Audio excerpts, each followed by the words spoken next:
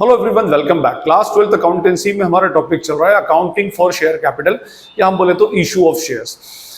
Issue of shares के previous lecture में हमने एक बहुत ही इंपॉर्टेंट कंसेप्ट डिस्कस किया था, that is paid up share capital and called up share capital का कंसेप्ट। ओके, इस लेक्चर में हम स्टार्ट करेंगे different modes of issue of shares. Different modes of issue of shares का मीनिंग होगा कि एक कंपनी एक शेयर्स कितने अलग अलग मोड्स में किस किस तरह से एक्चुअली इशू कर सकती है।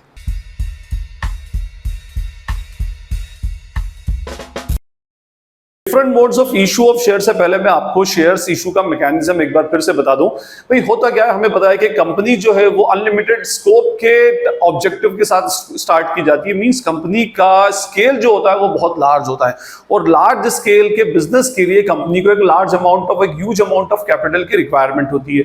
अब वो कैपिटल कंपनी किस तरह से अरेंज करती है, उसको छोटे छोटे पार्ट्स में स्प्लिट कर देती है, छोटे छोटे पार्ट्स में तोड़ देती है, और फिर पब्लिक को इन्वाइट करती है कि आप आए और हमारी कंपनी के शेयर्स को बाय करें। कंपनी के शेयर्स को बाय करने का मीनिंग होता है जो शेयर होल्डर कंपनी के शेयर को बाय कर रहा है वो कंपनी के अंदर कैपिटल को इंट्रोड्यूस कर रहा है। ठीक है, इट मींस कंपनी अपनी बिजनेस के लिए कैपिटल या पैसा अरेंज करती है through issue of shares. Capital का अरेंजमेंट एक्चुअली करती है। बट कंपनी के मोड्स ऑफ इशू जो होते हैं कैश के अलावा भी होते हैं, तो हम इसके अंदर देखेंगे डिफरेंट मोड्स ऑफ इशू। वैसे बेसिकली कंपनी के modes of issue of shares दो ही होते हैं। एक होता है issue of shares against cash. पहला तो होगा कौन सा हमारा, issue of shares against cash, और सेकंड होगा issue of shares for consideration other than cash. ठीक है जी, ये दो हमारे मोड्स होंगे। Issue of shares for consideration other than cash का मीनिंग होता है कंपनी कैश लेगी और उसके बदले में शेयर्स इशू करेगी, या शेयर्स इशू करने के बदले में कैश शेयर होल्डर से लेगी तो कंपनी के पास कैश का अरेंजमेंट होगा। सेकंड होगा issue of shares for consideration other than cash. कभी कभी कंपनी कैश के अलावा किसी और कंसीडरेशन में भी शेयर्स को इशू करती है, जैसे बिल्डिंग परचेज करने के बदले में बिल्डिंग परचेज की, उसको पेमेंट करना है, पेमेंट के बदले में उसको क्या दे दिया गया, शेयर्स दे दिया गया। तो ये कहलाता है issue of shares for consideration other than cash. अभी हम और इन डिटेल डिस्कस करते हैं। तो देखिए, पहला है हमारा issue of shares against cash. पूरा चैप्टर हमारा इसी के ऊपर चलने का है। Issue of shares for consideration other than cash means company shares issue करेगी तो उसके बदले में कैश मांगेगी, शेयर होल्डर से बोलेगी कि भाई आप हमारी कंपनी को उसके बदले में कैश दीजिए। अच्छा, इसके अंदर भी फिर दो क्लासिफिकेशंस होते हैं, दो सब क्लासिफिकेशंस होते हैं। एक होता है issue of shares in instalment. Shares को किस में इशू किया जाएगा, इंस्टॉलमेंट में इशू किया जाएगा। और यहां होता है issue of shares in lump sum. Lump sum का मीनिंग होगा कि भाई पूरा पैसा एक साथ बुलवा लिया गया। देखिए, issue of shares in instalment का मीनिंग होता है, मैंने आपको लास्ट लेक्चर के अंदर बताया था कि कंपनी जो शेयर इशू करती है उसकी एक फेस वैल्यू होती है। लेट्स सपोज उसकी फेस वैल्यू 10 रुपया है, और फेस वैल्यू 10 रुपीज होने का मीनिंग है कि कंपनी के ऊपर टोटल 10 रुपए का ऑब्लिगेशन बनता है शेयर होल्डर्स का। मींस शेयर होल्डर भले ही 10 रुपए से ज्यादा लेकिन कंपनी के ऊपर 10 रुपए का ही ऑब्लिगेशन बनेगा, 10 रुपया कंपनी को लौटाना है। अब कंपनी क्या करती है, 10 रुपीज को पूरा एक साथ ना बुलवाते हुए इसको किस में बुलवाती है, इंस्टॉलमेंट में बुलवाती है। बेसिकली 2, 3, 4, 5 इस तरह से इंस्टॉलमेंट होती है। फर्स्ट इंस्टॉलमेंट जो होती है that is called as what, share application. Previous lecture में मैं आपको ऑलरेडी बता चुका हूं। पहली फर्स्ट इंस्टॉलमेंट क्या कहलाएगी, आपकी शेयर एप्लीकेशन। ये वो इंस्टॉलमेंट है जब कंपनी शेयर्स इशू करती है और इशू करने के साथ में जो टोकन अमाउंट स्टार्टिंग का इनिशियल अमाउंट बुलवाती है that is called as what, share application. जैसे हम बोले कि भाई 10 रुपए का शेयर है और 3 रुपया कंपनी ने कहा कि भाई अगर आपको शेयर अप्लाई करना है तो पर शेयर के हिसाब से आप 3 रुपए का पेमेंट कंपनी को कर दें। फिर कंपनी के पास कैश आएगा, कंपनी के पास एप्लीकेशंस आएंगी, कंपनी उन एप्लीकेशंस पे विचार करेगी और उसके बाद में कंपनी जिसको होता है शेयर होल्डर्स को शेयर्स क्या करेगी, अलॉट कर देगी। तो this is called as share application. उसके बाद में शेयर्स अलॉट हो जाते हैं और शेयर्स अलॉट होने के बाद सेकंड इंस्टॉलमेंट आती है that is called as what, shares allotment. उसको वैसे पोस्ट अलॉटमेंट होती है लेकिन हम उसको बोलते हैं शेयर्स अलॉटमेंट।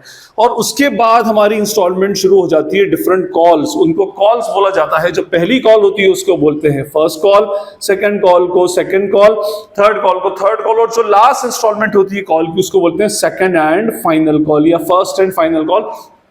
और we can say third and final call. जैसे हम मान लें कि भाई कंपनी ने एप्लीकेशन पे 3 बुलवाया, अलॉटमेंट पर 4 बुलवाया, फर्स्ट कॉल पर 2 बुलवाया, सेकंड कॉल पर 1 बुलवाया। ये हमारा शेयर एप्लीकेशन शेयर अप्लाई करते हैं कि साथ में आपको 3 रुपया पे करना है, this is called as share allotment. उसके बाद अलॉट होने के बाद में कंपनी फिर कुछ टाइम के बाद में आपसे पैसा मांगेगी, वो कहलाएगा आपका शेयर अलॉटमेंट।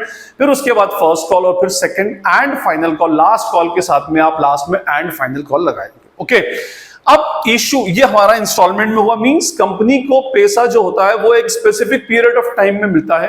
हो सकता है 6 मंथ में, हो सकता है वैसे 6 मंथ तो बहुत कम टाइम होता है, साल भर में, 8 मंथ में, 10 मंथ में। ये बेसिकली क्या होता है, पूरा जो 10 रुपया है उसको छोटी छोटी इंस्टॉलमेंट में बुलवाया जाएगा, तो वो कहलाएगा issue of shares in instalment. और ये बेसिकली किसका पार्ट है, issue of shares against cash. Cash ही बुलवाया जा रहा है ना, तो अल्टीमेटली ये issue of shares against cash में पहला है issue of shares in instalment.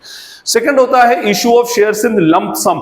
Lump sum का मीनिंग होता है 10 रुपया पूरा एक बार में ही बुलवा लिया जाएगा, उसकी इंस्टॉलमेंट्स एक्चुअली नहीं बनाई जाती। और आजकल प्रैक्टिकली कंपनी जो आईपीओ लेकर आती है तो उसमें शेयर जो होता है वो हमेशा लंप सम के अंदर ही इशू होता है, मींस पूरा का पूरा पैसा एक ही इंस्टॉलमेंट के अंदर कंपनी क्या करती है, बुलवा लेती है, उसकी इंस्टॉलमेंट्स एक्चुअली कंपनी नहीं बनाती। That is called as issue of shares in lump sum. और जो पैसा आता है उसको एक ही इंस्टॉलमेंट, उसको हम बोलते हैं शेयर एप्लीकेशन एंड अलॉटमेंट। पूरा एक साथ ही उसको क्लब कर दिया जाता है, एप्लीकेशन एंड अलॉटमेंट, पूरा पेमेंट एक ही साथ बेसिकली आ जाएगा। Okay fine. उसके बाद इसके अंदर देखिए, ये मैंने आपको बताया इंस्टॉलमेंट में और किसमें, लंप सम में। फिर उसके बाद इसमें आगे डिफरेंट मोड्स ऑफ इशू कैसे चलते हैं। इसमें अब कंपनी 3 तरह से अपने शेयर्स को आगे इशू करती है। कौन सा है, issue of shares at par, एक होगा issue of shares at premium, और third issue of shares at discount. वैसे कंपनीज को शेयर्स को डिस्काउंट पर इशू करने पर रिस्ट्रिक्शन है, तो मैं बेसिकली इसमें आपको मेंशन नहीं कर रहा, बट थर्ड होता है issue of shares at discount. तो हम उसको ना तो हमें चैप्टर के अंदर पढ़ना है, ना ही शेयर्स एक्चुअली डिस्काउंट के ऊपर इशू हो सकता है। तो अगर इंस्टॉलमेंट में इशू किया गया शेयर, तो शेयर्स 2 तरह से, हम 3 तो बोलते हैं उसमें, लेकिन 2 तरह से प्रैक्टिकली इशू होता है, issue of shares at par and second is issue of shares at premium. Par का मतलब होता है जितनी फेस वैल्यू है, अगर 10 रुपया है तो उसकी called up value, called up मैंने आपको लास्ट टाइम बताया 10 रुपया ही बुलवाई जाएगी, और यहां पर अगर फेस वैल्यू 10 है तो उसकी कॉल्ड अप वैल्यू क्या हो जाएगी, 12, 13, 15 या any value more than its face value, full face value से ज्यादा जो अमाउंट बुलवाई जाएगी, that is called as issue of shares at premium.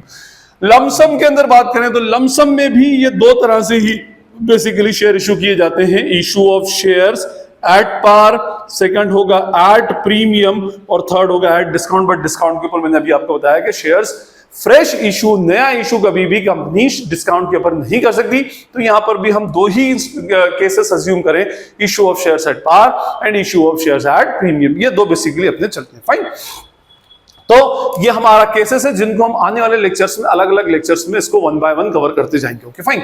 अब आइए issue of shares for consideration other than cash. Consideration other than cash का meaning होता है कि शेयर्स इशू किया गया लेकिन उसके बदले में कंपनी को कैश का कंसिडरेशन नहीं चाहिए।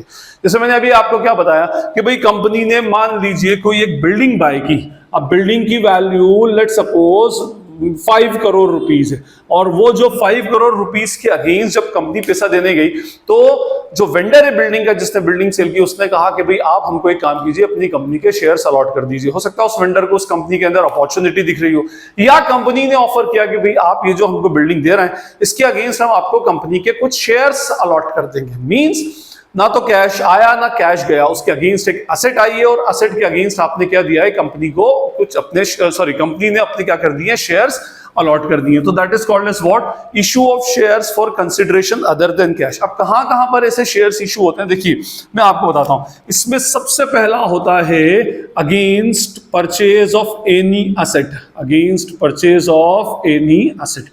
कभी कोई भी असेट आपने बाय कर ली, जो मैंने अभी आपको एग्जांपल दिया, जैसे अगर आपने एक बिल्डिंग बाय कर ली और बिल्डिंग के पेमेंट के अगेंस्ट आपने क्या कर दिया, शेयर्स को इशू कर दिया। मशीन बाय कर ली, उसके अगेंस्ट आपने शेयर्स इशू कर लिया। कुछ और बाय कर लिया, उसके अगेंस्ट आपने शेयर्स इशू कर दिए, तो कहलाएंगे issue of shares for consideration against any specific asset. उसके बाद इसमें सेकंड होता है अगेंस्ट परचेस ऑफ बिजनेस।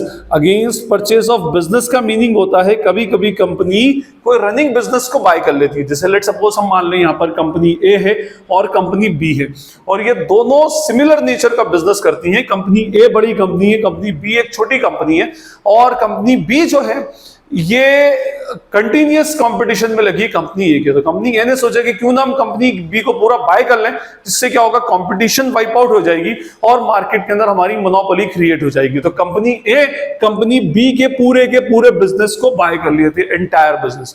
और जब बिजनेस को बाय किया तो नेचुरली उसको कंसिडरेशन पे करना पड़ेगा।